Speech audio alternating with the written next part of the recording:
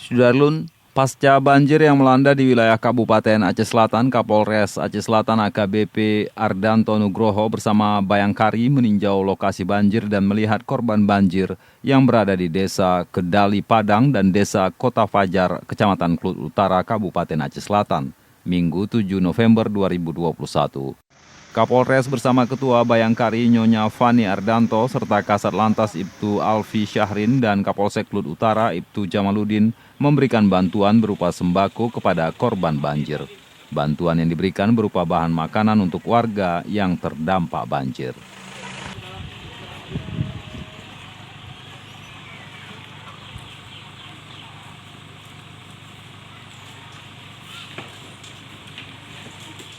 Dari Aceh Selatan, Taufik Zaz, Serambion TV.